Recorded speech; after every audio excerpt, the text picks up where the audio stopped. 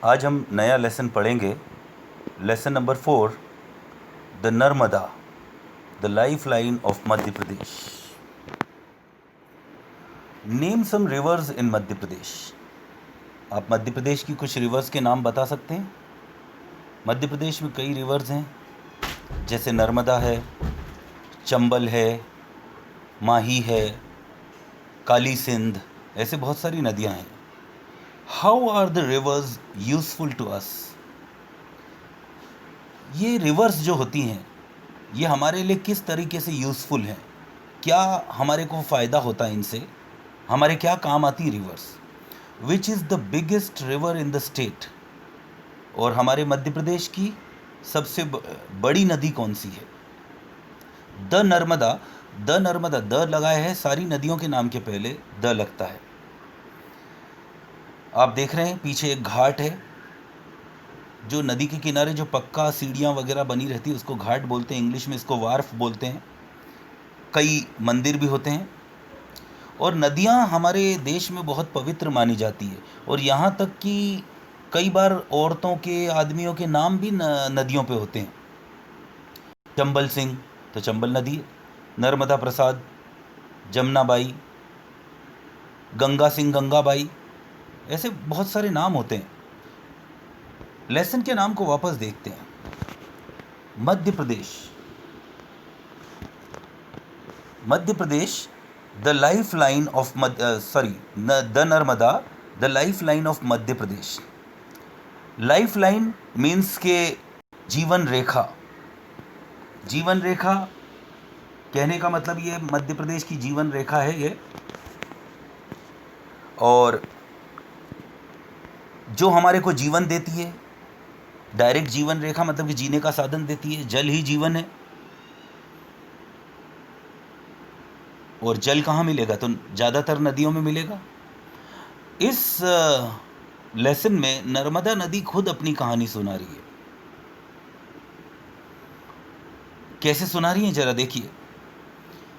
I am the river Narmada.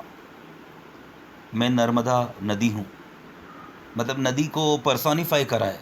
मानवीकरण अलंकार, figure of speech होती है। अलंकार को इंग्लिश में फिगर ऑफ स्पीच कहते हैं। मानवीकरण अलंकार यानी कि नॉन लिविंग थिंग को लिविंग क्वालिटी दे देना। और हमारे यहाँ तो क्या होता है कि नदियों को पूजा भी जाता है, पवित्र माना जाता है। हर तीर्थ स्थल नदी के किनारे होता है, और उसमें डुबकी लगाने से सारे पाप धुल जाते हैं, पवित्र मन पवित्र हो जाता, आत्मा पवित्र हो जाती है, शुद्ध हो जाती है। तो नर्मदा के साथ भी ऐसा ही है, कई पवित्र स्थल आते हैं। I am the river Narmada, I am proud that I flow in India, where a river is considered as a living being, and even more than that, people worship river as goddess here. यहाँ पर नदियों को जीवित माना है। माँ मानते, गंगा मैया, मैया मीन्स माँ, नर्मदा मैया। यहाँ पर नदियों को सजीव तो माना है, इंसान मानते हैं। और सबसे बड़ी बात तो देवी देवताओं की तरह पूजा होती है नदियों की हमारे यहाँ। तो नर्मदा नदी कहती है कि यहाँ पर भारत में मेरा जन्म हुआ, भारत में अमरकंटक से निकलती है, और बहती हुई जो है गुजरात में ये सरदार सरोवर के पास जाकर अरेबियन सी में मिल जाती है। There are many holy rivers in India such as. कई पवित्र नदियाँ हैं भारत में, जैसे the Ganga, the Yamuna, the Brahmaputra, the Sindhu. Sindhu को इंडस रिवर कहते हैं इंग्लिश में। ब्रह्मपुत्र सबसे बड़ी नदी है, गंगा सबसे लंबी नदी है, द गोदावरी, द कावेरी, कावेरी यानी कि साउथ में आ गए, द कृष्णा, कृष्णा नदी भी साउथ में, द सतलज ये पंजाब में है, etcetera. People take sacred bath in them, लोग उसमें पवित्र डुबकी लगाते हैं, एंड फील प्योरीफाइड। और ये माना जाता है कि नदी के अंदर डुबकी लगाना पाप धुलने के समान होता है, पवित्र मन पवित्र, आत्मा शुद्ध हो जाती है। I am the longest river of Madhya Pradesh. Narmada बोलती है कि सबसे लंबी नदी मध्य प्रदेश की मैं ही हूँ। लंबी भी है, बड़ी भी है। सबसे बड़ी नदी इंडिया की द ब्रह्मपुत्र है। द ब्रह्मपुत्र मीन्स के बड़ी कैसे है, चौड़ी ज़्यादा है, गहरी ज़्यादा है। और longest river, the longest river of India is the Ganga. English में उसको द गैंजेस बोलते हैं। तो गंगा नदी लॉन्गेस्ट है, यानी कि किलोमीटर माइल में अगर नापेंगे तो वो सबसे लंबी होगी इंडिया की। लेकिन मध्य प्रदेश में नर्मदा जो रिवर है वही लॉन्गेस्ट है और वही बिगेस्ट है। वर्ल्ड की सबसे लॉन्गेस्ट रिवर है द नाइल, इजिप्ट में है, लेकिन सबसे बड़ी नहीं है। The biggest river of the world is Mississippi, Missouri. तो नर्मदा तो दोनों चीज़ें लेके चलती है मध्य प्रदेश में।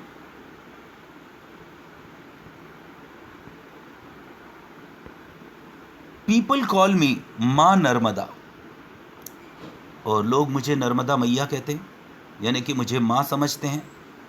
गंगा को भी माँ समझते हैं, जमुना को भी माँ समझते हैं। I too look after them like a mother.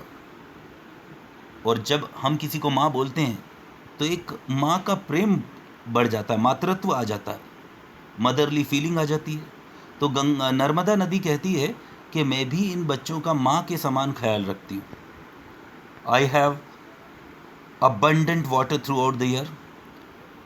एक छोटी सी नदी के बारे में बात करते हैं। रतलाम में एक छोटी नदी है। छोटी नदी को हम ब्रुक कहते हैं। ब्रुक मीन्स के छोटी सी नदी होती है। हमारे यहाँ झामड़ रिवर है, इट्स अ ब्रुक, ज़्यादा बड़ी नहीं है। नेपाल एक देश भी है, लेकिन हमारे रतलाम में एक गांव भी है।